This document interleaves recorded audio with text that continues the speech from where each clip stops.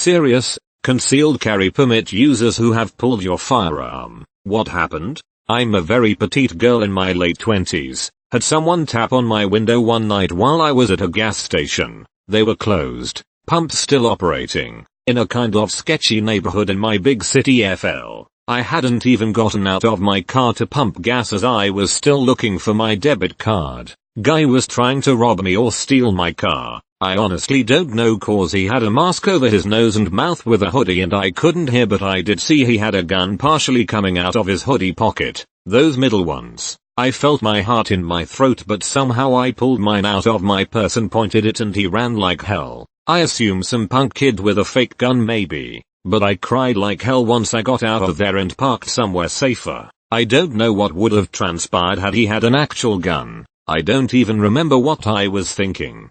This was many years ago, but I worked at a local bar as did my girlfriend at the time. We had some trouble earlier that night with a couple of guys who wanted to fight our doorman. They didn't win and got a little roughed up before they left. Hours later, I'm walking my girlfriend to her car and this pickup truck comes hauling ass from the far end of the parking lot and screeches to a stop just past where we stood. A guy hops out of the passenger side with an axe handle. Yes, I live in FL. And says something like, "It takes 4 of you to mess up my buddy, well now it's your turn." As he was saying this and approaching us, I had pulled my pistol and chambered a round .380 auto. He saw this and stopped in his tracks, put his hands up and backed his way toward the truck. They took off and we didn't see them again. The kicker is that a few weeks later I went to the gun range and found that the firing pin in that Pose gun had broken. I couldn't have used it even if I had really needed to. Good thing just the sight of it was enough to scare off the bad guy.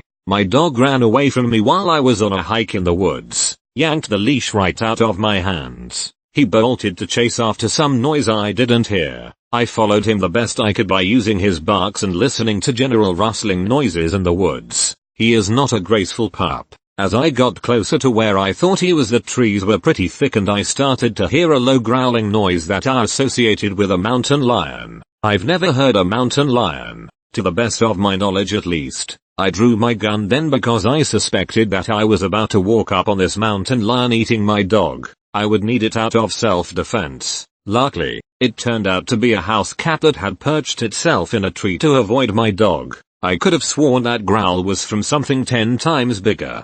Some guy opened the door and got into the passenger seat of my car while I was sitting at a red light while driving through an industrial area of my town late at night. I had just dropped off a friend at his work on a night shift, so the doors were unlocked. Older car, no auto locks. He was going across the crosswalk and veered off to the side of my car when he got to it, then opened the door and got in. I had started drawing my gun as soon as he changed direction at my car, so it was out and ready when he got in. He turned toward me to say something. I was pointing the gun at him, and I said, "What the duck are you doing?" He stammered something unintelligible, got out and ran off. He might have mistaken me for someone else, like a Lyft or Uber or something, but I wasn't about to sit there and wait to see what his intentions were. Nobody got carjacked, mugged, and nobody got shot, so it all worked out in my opinion. At the time this happened I was living in meth country. That changed what you're about to read from regular road rage jackoff to I might actually have to use deadly force here. I was driving through a construction zone.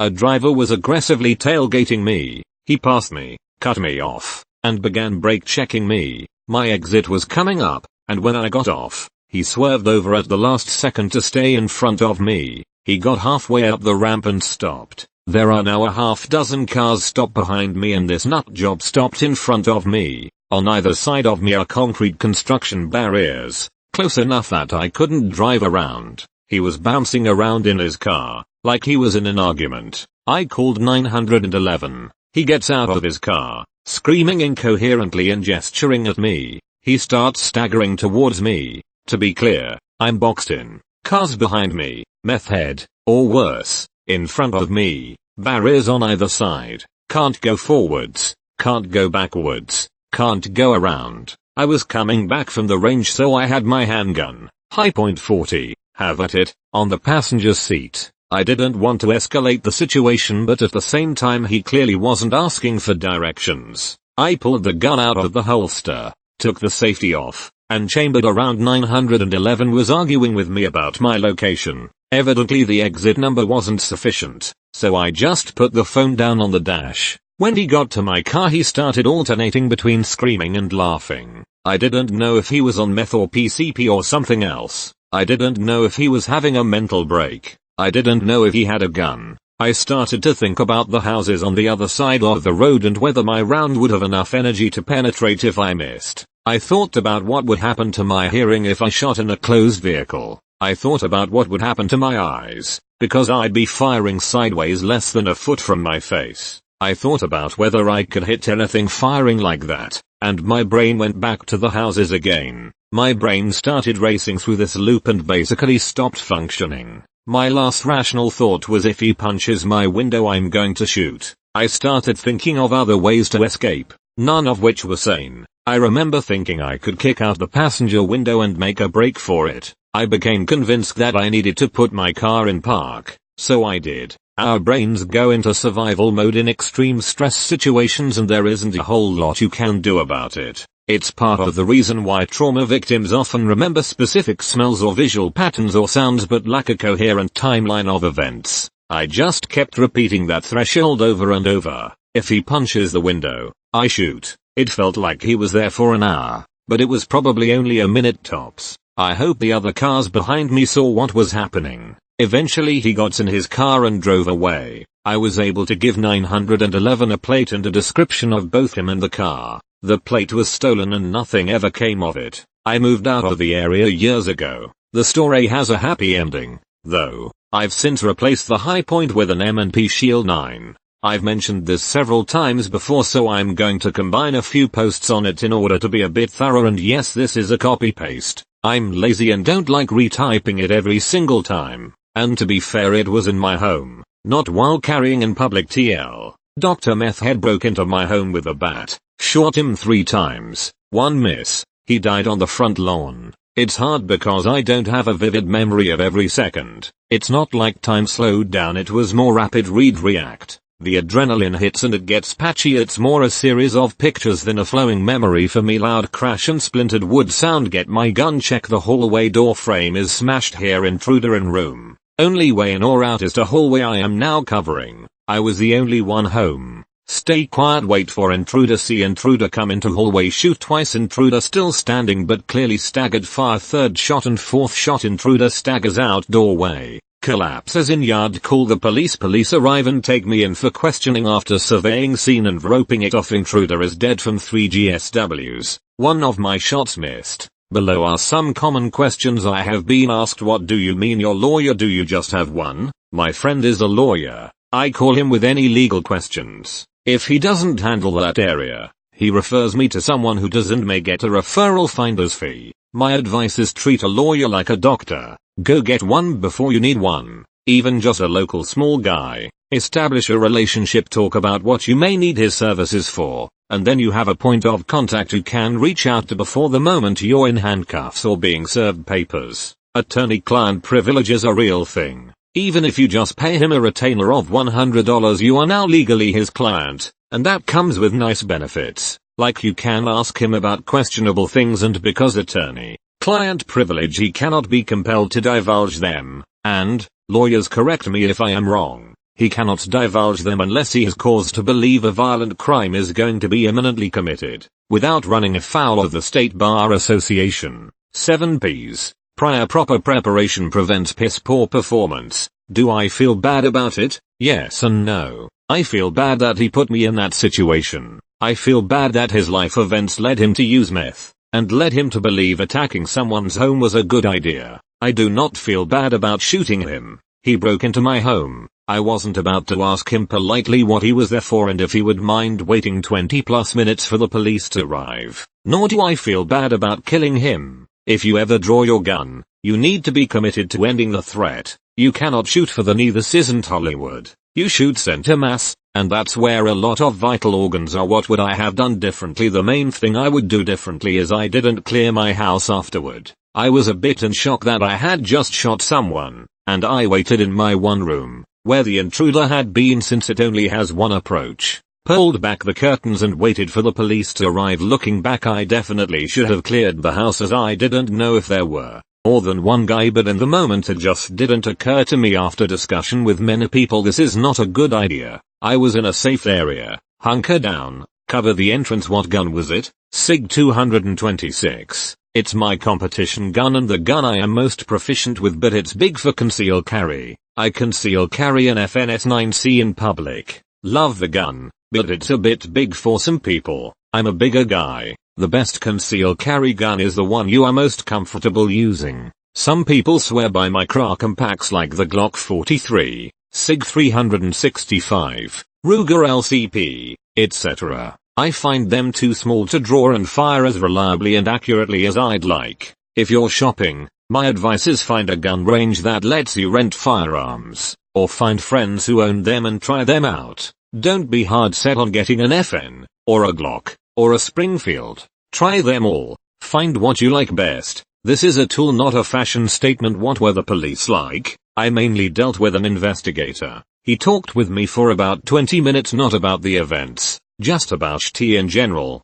who I was, what I did for work, what I like to do in my free time. He was just trying to calm me down. He eventually got around to discussing what happened, told me that he had a sure idea of what happened, but had to follow protocol, so he told me I had a choice. I could voluntarily get in the back of his car, go down to the station with him, and voluntarily submit to questioning, or it could not be voluntary. I called my lawyer. He met me at the PD. I was questioned about the events, answered them, and was told I was free to go. They were filing no charges against me as they were satisfied that I had acted within my rights. Yes, I probably should have just STFU and said nothing, but adrenaline is a hell of a drug. I wasn't thinking about that. How has it changed me psychologically? It really hasn't for the most part. Every now and then I'll think about it and be a little stunned I killed another person. It's not a feeling that ever truly goes away, and I don't think it's something I'll fully get used to, but it is something I have fully accepted and do not feel guilty over.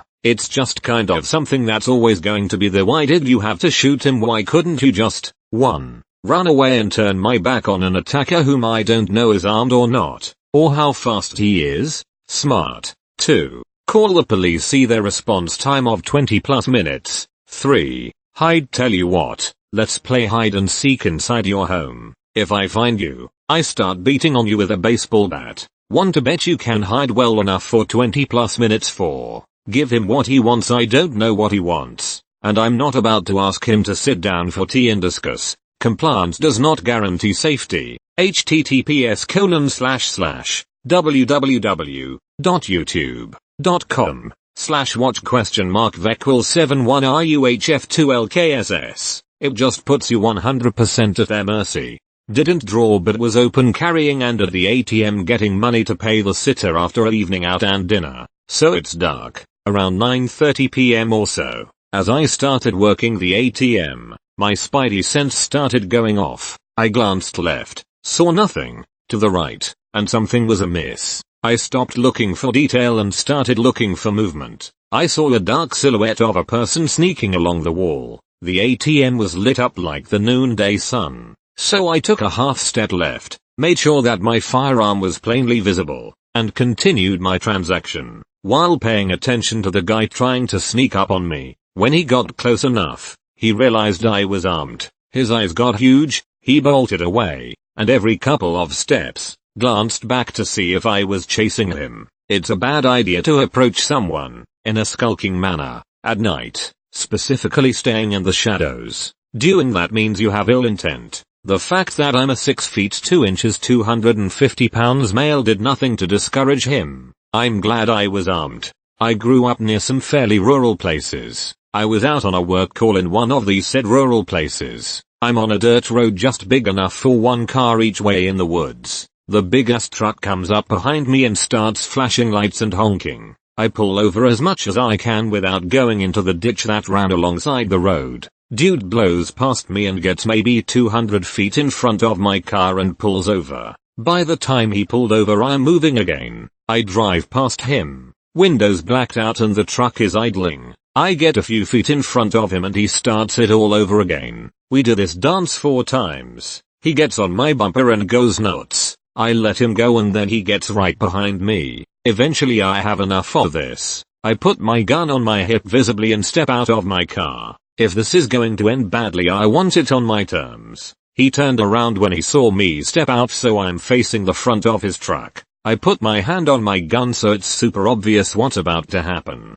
He sees me gun, turns around again and drives off. I'm not sure I would have been able to shoot at him, but I'm super glad I had my gun. I was at the range practicing. But seriously, I practice every week. If you stay out of trouble's way, you won't find trouble. Don't get me wrong. Trouble may eventually find you, but I'm not helping it. Black Bear got close to camp. Didn't come anywhere close to needing to shoot it. I was driving through a parking lot for a restaurant and a guy whipped his car into a space, very nearly hitting my car. I honked the horn and flipped him off, and kept driving. I stopped at a light a little bit away from the parking lot, and I heard a noise. It was that guy, running at my car with his fist up and screaming. I was blocked in between another car and the curb, so I couldn't drive away. I pulled my gun, aimed it at him through the closed window and waited. When he got close enough to see what was about to happen, he stopped, raised both his hands, and backed away. The lights turned green.